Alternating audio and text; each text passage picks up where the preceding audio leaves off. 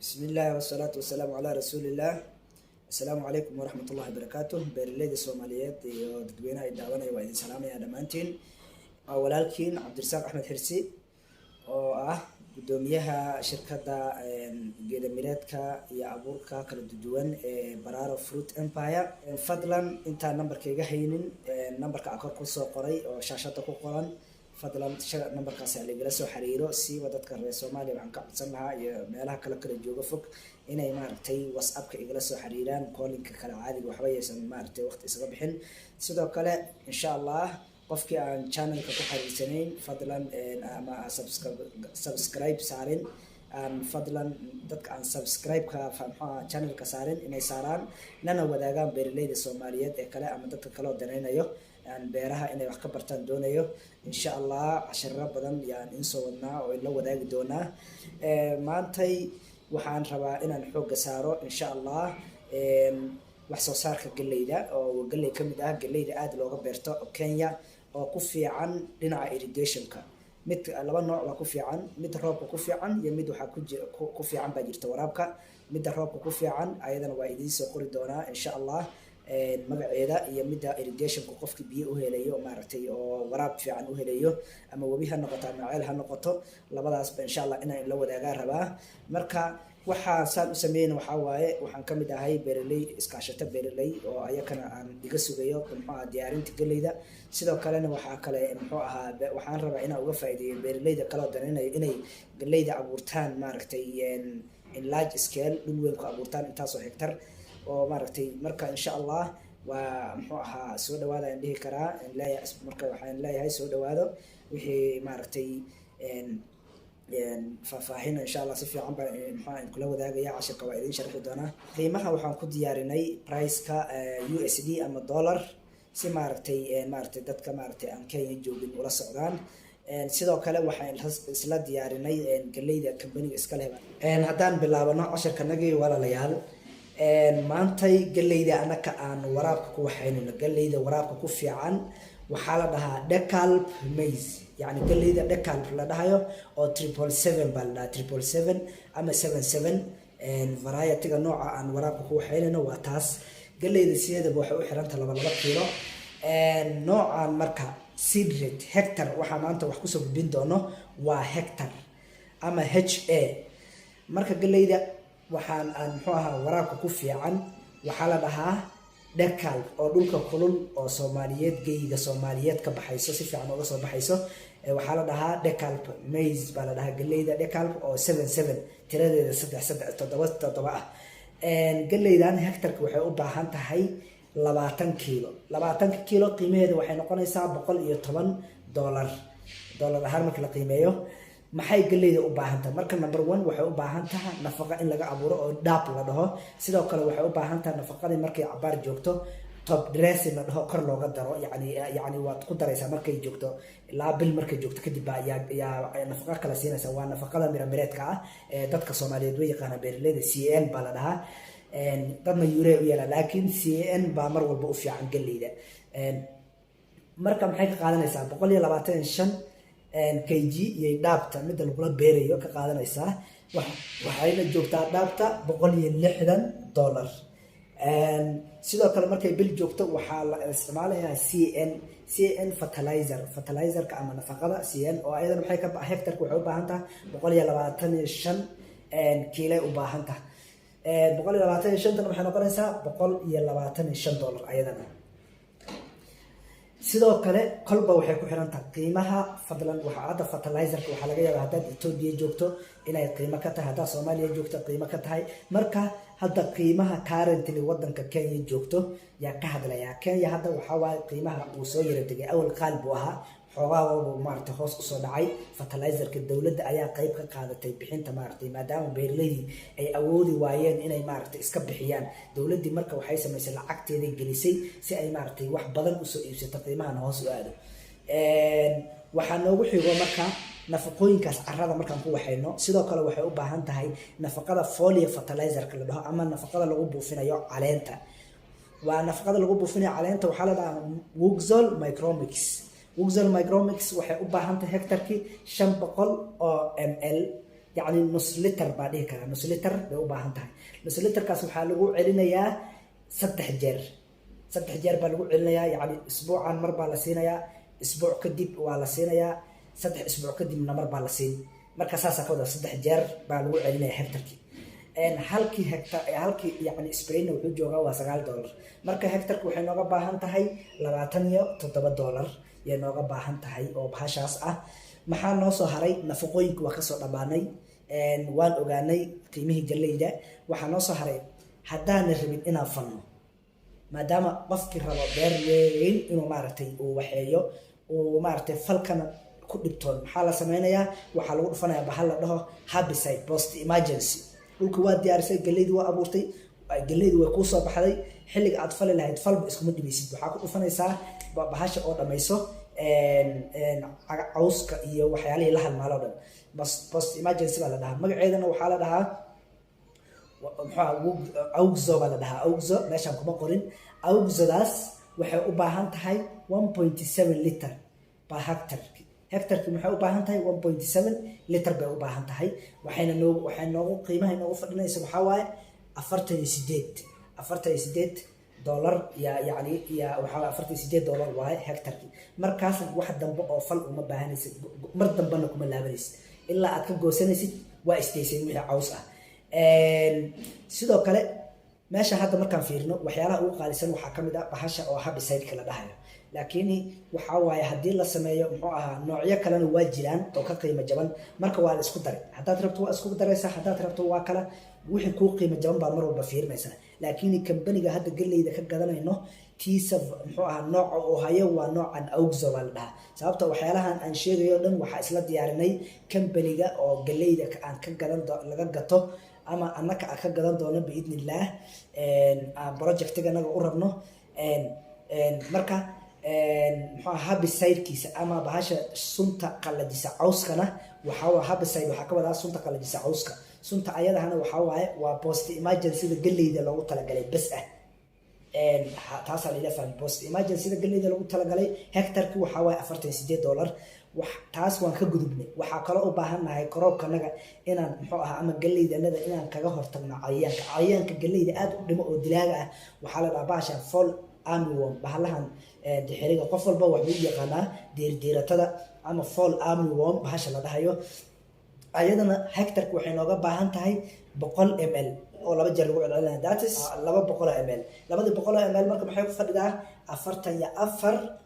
$4 مركب أيضا وواحد مهم كلو بهاي هاي أو هدات ربطت إلى إسأركن إن واحد عيان بحش صاروا فنا اسمه أركيسين مردم به then total expenses marka isku darno wixii hadda kor ka soo bilowdo seedkii nafaqooyinkii kuwii carrada lagu shubay iyo kuwii caleenta lagu buufinayay iyo herbicide-kii oo ahayd qalajiyaha cawska iyo tii cayayaanka looga hortagayay intoodaas marka isku darno waxay noqonaysaa $514 USD يعني $514 bay noqonaysaa maxaa meeshaas marka naga maqan waxaa naga maqnaanayo transportkii alaabta ayaa kaa maqnaanayo meesha kolba meesha joogtay ku xiran tahay waxaa kaloo naga maqan shaqaalaha waxaa kaloo naga maqan waraabka waxaa kaloo kaa maqan diyaarinta iyo caragadista beerta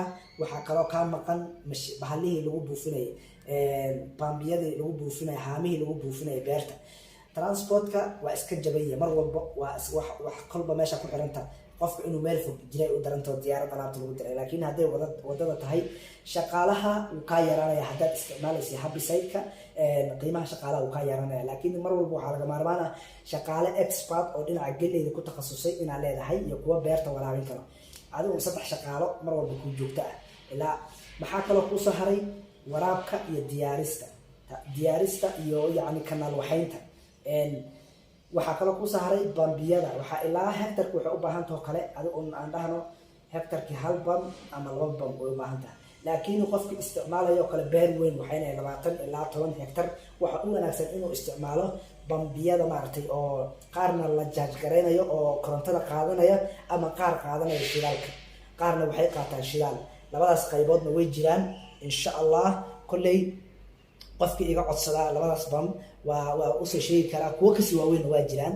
mid labada aan sheegayana dhabarkaa la saartaa. mid wuxuu joogaa $90, midna wuxuu joogaa $200 ilaa $250 buu udhexeeyaa. kolba kambaniga ka gadan ay ku xiran tahay.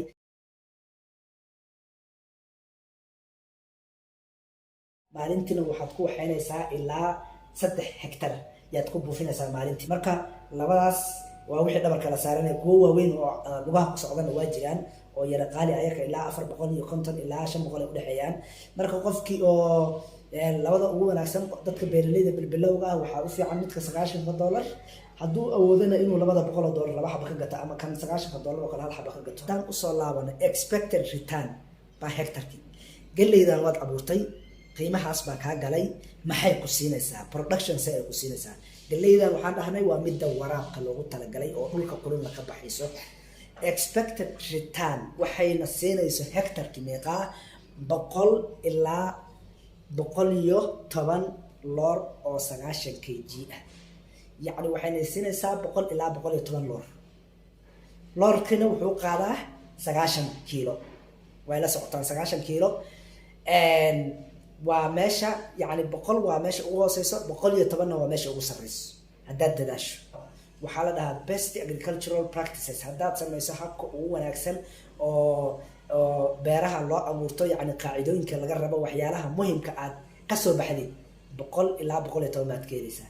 aan kasoo qaadna 100 kiish baan ka helnay oo 100 kiish loor oo min 90 kg ah.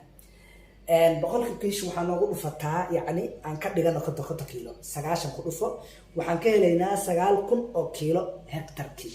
9,000 oo kiilo hektarkii baa ka helaynaa. waxay ka dhigan tahay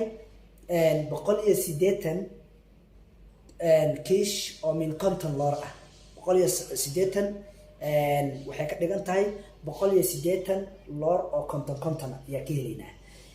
haddaan qiimaha ugu fiican ama qiimaha ugu hooseeya badanaa galleyda markii la dhaho meelaha ugu hooseeya waa $15. kolba meesha joogtay ku xiran tahay. badanaa Kenya waxaa waaye 1,500 1,600 meelahaas waa $15 iska dheh. kolba Soomaaliya haddaad joogto waa qiimo, Ethiopia haddaad joogto waa qiimo. waa qiimaha aniga waxaan kasoo qaadaya ugu hooseeya xilliyada abaaraha iyo xilliyada sida hadda waqtigii lasoo dhaafo abaaraha aad u laadeen ilaa waxay gaaraysa meelaha qaarkood 25-30 bay gaaraysay loorkii oo 50 kg ah. marka 180 haddaad siisano 15 calaa loorkii, haddaad siiso calaa yani calaa jawaankii, haddaad siisano jawaankii 50 kiilo ah, haddaan siino $15 meeqaa ka helaynaa? $2,700 baa ka helaynaa hektarkii. haddaan dadaalno ka badan waan ka heli karnaaba kuri. haddaan dadaalno iyo hadday qiimaha fiican tahay kasii badan baaba laga heli karaa. kaba soo qaad waxaan sameynay, qof baa wuxuu sameeyey 20 hektar baaba sameynaya buu yidhi. 20 hektar haddaad beerto meeqaad ka helaysaa? $54,000 buu ka helayaa. qofkii 10 hektar sameeyana muxuu ka helayaa? $27,000 buu ka helayaa. waa qiimaha galleyda ugu hooseeyo markaan qiimeyno, yani aan xisaabtanada u isticmaalno. waa midaas ayada ah xisaabta ayaan ku saleeyay. sidoo kale productionka waxaa kasoo qaatay, wax soo saarka waxaa ugu soo qaatay 100 meesha ugu hooseyso. 110 waa gaarsiin kartaa, kasii badanna waa heli kartaa. mar walba waxaa la qaataa meesha ugu hooseyso. marka qaybtan waa galleydan waa midda ugu fiican xagga waraabka, waana wax soo saarkeedana maasha Allah waaye. haddii lagu dadaalo, shaqaale wanaagsan hesho oo experience ula galleyda ku takhasusay xagga waraabka looga dadaalo. waraabka wax badan ma oo galley waa la yaqaano, qofkii yaqaano waraabka inta yarta ka baahanta. haddii galley mar kacdo bas waa biyo badan kaaga ma baahno. haddii qofkii kanaal fiican oo biyihiisa kanaalka kanaal waxaa jira ay dowladaha jeexeen qofkii helaana kaba sii fiicanbo. marka walaalayaal insha Allah wixii su'aal oo kale nambarkayga meesha shaashada ku qoran waa igala soo xiriiri kartaan. haddaad u baahan tahay galleydan iyo wixeeda u baahan tahay nambarka shaashada igala soo xiriir. waxaana kugu soo duubayaa si ay beeraleyda Soomaaliyeed dadka iyo wadamada kale ula jaan qaadaan, wax u soo saartaan galleyda. galleyda qiimahaas kaaga baxayso, shaqaalihii iyo transportkii wax walba haddaad maaragtay qiimo fiican iyo wax fiican ku helayso, يعني waxaa is dhihi karaa ani wax badan ba ka soo baxayso, production fiican ba ka soo baxayo.